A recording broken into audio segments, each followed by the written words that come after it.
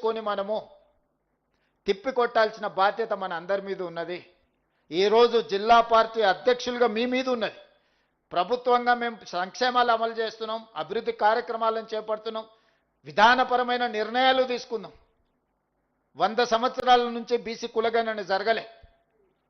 Britishers ఉన్నప్పుడు జరిగితే స్వతంత్రం వచ్చిన 75 సంవత్సరాలు కూడా ఏ రాష్ట్రము ఈ దేశము కులగణన చెయ్యలేదు. 100 సంవత్సరాల జటిలమైన సమస్యకు తెలంగాణ రాష్ట్ర ప్రభుత్వం జనగణనతో పాటు కులగణన చేసి ఈ దేశానికి ఆదర్శంగా తెలంగాణ రాష్ట్ర ప్రభుత్వం నిలబడ్డది.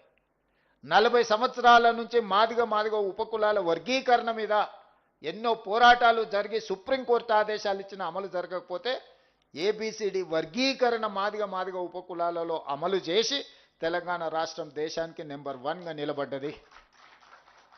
ఇవన్నీ కూడా మన సక్సెస్ స్టోరీస్. అంటే సంక్షేమం ఇల్లో పెన్షనో లేకపోతే స్కూల్ ఫీజులో ఇవే కాదు, సామాజిక రుగ్మతలైన సమస్యల్ని మనం పరిష్కరించినము, వర్గీకరణ చేసినాము, కులగణన చేసినాము. 42% బీసీలకు స్థానిక సంస్థలలో మనం రిజర్వేషన్లు ఇస్తామంటే సర్పంచులలో 49.83% సర్పంచులను చేసినాము. మున్సిపల్లో 63% ఓబీసీలను ఇవాళ మనం కౌన్సిలర్లుగా, కార్పొరేటర్లుగా, మున్సిపల్ చైర్పర్సన్స్గా చేసినాం. ఇవన్నీ ఎలా సాధ్యమైనాయి అంటే కాంగ్రెస్ పార్టీ ఉండడం వల్లనే సాధ్యమైనవి. ఇంత గొప్ప ప్రణాళికలు అమలు చేస్తున్న కాంగ్రెస్ పార్టీకి మీరు జిల్లా పార్టీ అధ్యక్షులుగా బాధ్యత తీసుకున్నారు. ఇది అత్యంత కీలకమైన బాధ్యత. ఇక గౌరవం గురించి మిత్రుడు వంశీ, మీరు గౌరవంగా ఉండాలి, మిమ్మల్ని గౌరవించాలన్నాడు. ఐ డూ అగ్రీ, 100% నేను ఆమోదిస్తా మాటతో. మీకు గౌరవం ఎప్పుడు వస్తుంది అని అంటే నా అనుభవంతో చెప్తున్నా, పైరవీలు చేయకపోతే వస్తుంది. అంశాల పట్ల స్పష్టంగా మీరు మాట్లాడితే మీ గౌరవం మీకు నిలబడుతుంది. మీరు చిన్న పైరవీలు వెనకాల తిరిగినరు అనుకో, మీరు జిల్లా పార్టీ అధ్యక్షులుగా కాకుండా పైరవకారులుగా మీకు ఎప్పుడైతే ముద్ర పడుతుందో అప్పుడు మీరు అందరికీ చులుకాన లోకు అవుతారు. Obligations are obliged. ప్రజా సమస్యల్ని మీరు ఎమ్మెల్యేలకు కానీ, ఎంపీలకు కానీ, మంత్రులకు కానీ, ముఖ్యమంత్రి కూడా తీసుకొచ్చి చెప్పి పరిష్కరించవచ్చు. అవి ప్రజా సమస్యల పరిష్కారంగా ఉండాలి తప్ప పైరవీలుగా కనిపించకూడదు. మీరు పైరవీలకు ఎప్పుడైతే జిల్లా పార్టీ అధ్యక్షులు దూరంగా ఉంటారో గౌరవం అదే నడుచుకుంటూ వస్తుంది. మీకు గౌరవం ఎక్కడికి పోదు. గౌరవం ఆటోమేటిక్గా మీరు పైరవీలు మానేసి ప్రజా సమస్యల్ని ప్రస్తావించి ప్రజా సమస్యల్ని ప్రభుత్వం దృష్టికి తీసుకొచ్చి ఉన్నతాధికారుల దృష్టికి తీసుకొచ్చినప్పుడు ఆటోమేటిక్గా మీరు వస్తే ఎవరైనా మిమ్మల్ని గౌరవిస్తారు, మీకు మర్యాద ఇస్తారు, మీరు చెప్పింది చేస్తారు. ఎప్పుడైతే మీరు చిన్న పైరవీల వెనకాల మీరు మొదలు పెట్టినరో ఏముందిలే నిలబడతాడు, ఏముందిలే ఆయన వస్తే రోజు ఎదురేగుతామా, ఇట్లాంటి చీత్కారాలు వస్తాయి. కాబట్టి ప్రజా సమస్యలను పరిష్కరించడం వేరు, సొంతంగా కొన్ని పైరవీలు చేయాలన్న ఆలోచన వేరు. ఈ రెండిటికున్న ఒక థిన్ లైన్ మీరు అర్థం చేసుకుంటే ఆటోమేటిక్గా అప్పుడప్పుడు మన గ్రామాలలో కొంతమందిని చూడంగానే వాళ్ళతో మాట్లాడి పంపిస్తాం. ఏంటంటే వాళ్ళకున్న క్యారెక్టర్ని బట్టి మనం వాళ్ళు రెస్పెక్ట్ చేస్తాం, పొజిషన్ని బట్టి కాదు. మీరు కూడా జిల్లా పార్టీ ప్రెసిడెంట్లుగా మీ క్యారెక్టర్ని మీరు ప్రూవ్ చేసుకుంటే అది ఎవరైనా, ఈరోజు సచిన్ రావు గారు ఉన్నారు, ఆయనకేం హోదా లేదు, కానీ ఏ రాష్ట్ర ముఖ్యమంత్రి అయినా సచిన్ రావు వస్తే ఫస్ట్ సచిన్ రావు గారు మీరు రాండి, ఏం పని మీద వచ్చి ఏందని అడిగి మాట్లాడతారు. ఎందుకు? That is his character. He doesn't have any personal agenda. He don't ask any personal favor. He is not trying to get something from anyone who is having position or anything. Just he is serving. He is serving. That's all.